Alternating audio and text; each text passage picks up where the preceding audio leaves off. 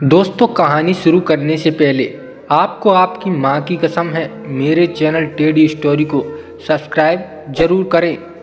तो चलिए कहानी शुरू करते हैं। मैंने गुस्से में भैया से कहा, क्या तुम होश में हो? मैं तुम्हारी बहन हूँ। अखिल, ऐसा सोचना भी पाप है, उसने धीरे से कहा। मैंने बहुत कोशिश की है संध्या, लेकिन मैं अपने दिल पर काबू नहीं कर पा रहा। मैं जानता हूँ कि यह गलत है, लेकिन मेरे दिल में तुम्हारे लिए जो फीलिंग्स है बहुत बुरा होगा। मैं उस वक्त बिल्कुल डर गई थी, क्योंकि मेरे और भाई के सिवा और कोई भी कमरे में नहीं था। भैया ने धीरे धीरे मेरे सारे कपड़े। हेलो दोस्तों, मेरा नाम संध्या मिश्रा है और मैं उत्तर प्रदेश के एक छोटे से गांव रामपुरवा में रहती हूँ। मैंने गांव के ही कॉलेज से ग्रेजुएशन किया है। मैं दिखने में बहुत ही खूबसूरत लगती हूँ। गोरी चिट्टी मेरा गदरा हुआ बदन, गुलाबी होठ, मेरे काले लंबे बाल और बड़ी बड़ी आंखें किसी अप्सरा से कम नहीं लगती। लोग कहते हैं कि मेरी मुस्कान बहुत प्यारी है, लेकिन मैं खुद को बस एक सामान्य लड़की ही मानती हूँ। मेरा सपना है कि मैं अपने पैरों पर खड़ी हो जाऊँ और अपने पापा का नाम रोशन करूँ। लेकिन एक घटना ने मेरी पूरी जिंदगी हिलाकर रख दी। यह घटना मेरे सौतेले भाई अखिल से जुड़ी है। दोस्तों, मेरी जिंदगी में भूचाल तब आया जब मेरी मम्मी एक सड़क दुर्घटना में हमें छोड़कर चली गई। उस समय मैं केवल 8 साल की थी। मुझे समझ नहीं आ रहा था कि मेरे जीवन में ऐसा क्या हुआ जिसने मेरी सारी खुशियाँ छीन ली। मम्मी के जाने के बाद पापा भी अंदर से टूट गए। उन्होंने मुझे संभालने की कोशिश की, लेकिन शायद वह अकेले इस जिम्मेदारी को नहीं निभा पा रहे थे। कुछ सालों बाद पापा ने दूसरा विवाह कर लिया। मेरी सौतेली माँ सरोज मिश्रा हमारे घर आई। वह मेरे लिए अजनबी थी, लेकिन धीरे धीरे उन्होंने मेरी देखभाल करनी शुरू की। उनकी एक पिछली शादी से एक बेटा था जिसका नाम अखिल था, जो मुझसे 4 साल बड़ा था। जब विक्रम हमारे घर आया तो शुरुआत में मुझे उससे बात करना अजीब लगता था। मैं उसे अपना भाई मानने की कोशिश कर रही थी, लेकिन वह मेरे लिए पूरी तरह से नया था। समय के साथ हमने एक सामान्य रिश्ता बना लिया। अखिल मुझसे ज़्यादा बात नहीं करता था, लेकिन जब करता तो हमेशा गुस्से में या रूखेपन से। अखिल का स्वभाव हमेशा थोड़ा अलग था। वह बहुत कम बात करता और ज़्यादा समय अपने दोस्तों के साथ बिताता था। वह पढ़ाई में कमज़ोर था, इसलिए उसने 10वीं के बाद स्कूल छोड़ दिया। वह गांव में ही छोटे मोटे काम करता था, जैसे ट्रैक्टर चलाना या खेतों में मजदूरी करना। वह अपनी माँ के प्रति बहुत संवेदनशील था। जब भी पापा किसी बात पर उसे डांटते तो वह गुस्से में घर छोड़कर चला जाता था और कई दिनों तक नहीं लौटता था। जब मैं 18 साल की हुई तो मैंने अखिल के व्यवहार में कुछ बदलाव देखा। वह अचानक मुझ पर ज़्यादा ध्यान देने लगा। वह मेरी हर बात का ख्याल रखता, मेरी ज़रूरतों का ख्याल रखता और यहाँ तक कि मेरी पसंद नापसंद पर भी बात करने लगा।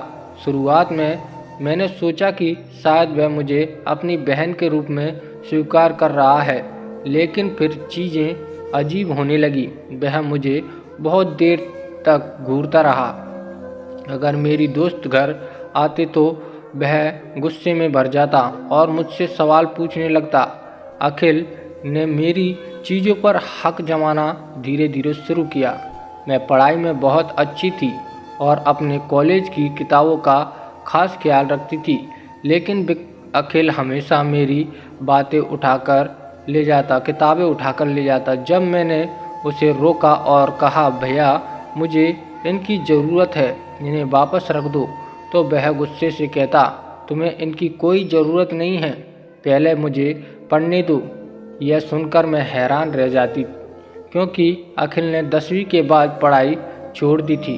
उसे किताबों में कोई रुचि नहीं थी, फिर भी वह उन्हें ज़बरदस्ती अपने पास रखता। एक बार उसने मेरी इम्पोर्टेंट डायरी उठा ली। मैंने उसे रंगे हाथों पकड़ लिया और गुस्से में कहा, तुम मेरी डायरी क्यों पढ़ रहे हो? इसमें मेरी बातें हैं। वह बेशर्मी से, मुझे जानने का हक है। मेरी कुछ सहेलियाँ अक्सर मेरे घर आती थी। हम पढ़ाई करते, बातें करते और मस्ती करते, लेकिन अखिल को यह बिल्कुल पसंद नहीं था। जब भी मेरी सहेलियाँ प्रियंका या नीलम घर आती तो वह उन्हें अजीब नज़रों से देखता। कभी कभी वह बिना किसी बात के गुस्से हो जाता और मेरे दोस्त को टोक देता। एक दिन प्रियंका और मैं मिलकर एक प्रोजेक्ट पर काम कर रहे थे। अखिल अचानक कमरे में आया और प्रियंका से कहा, तुम्हारा यहाँ रोज़ रोज़ आना मुझे अच्छा नहीं लगता। संध्या को पढ़ाई पर ध्यान देना चाहिए ना, कि तुमसे बातें करने पर। प्रियंका यह सुनकर चुप हो गई। बाद में उसने मुझसे कहा, संध्या तुम्हारा भाई बहुत अजीब है। मुझे यहाँ आने में अब डर लगता है। उसने दिन मुझे शर्मिंदगी महसूस हुई। मैं सोचने लगी। पहली बार अपनी पसंद की गुलाबी कुर्ती पहनी तो उसने मुझसे कहा, यह रंग तुम्हारे बहुत आकर्षक बना रहा है। गांव में ऐसे कपड़े मत पहना करो। मैंने उसकी बात को नज़रअंदाज किया, लेकिन यह हरकत बार बार होने लगी।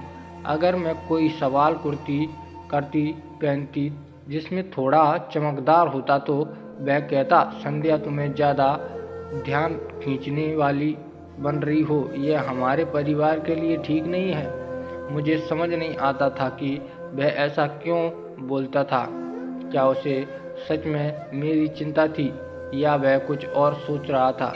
कॉलेज में मेरे कुछ अच्छे दोस्त थे जिनमें लड़के भी थे।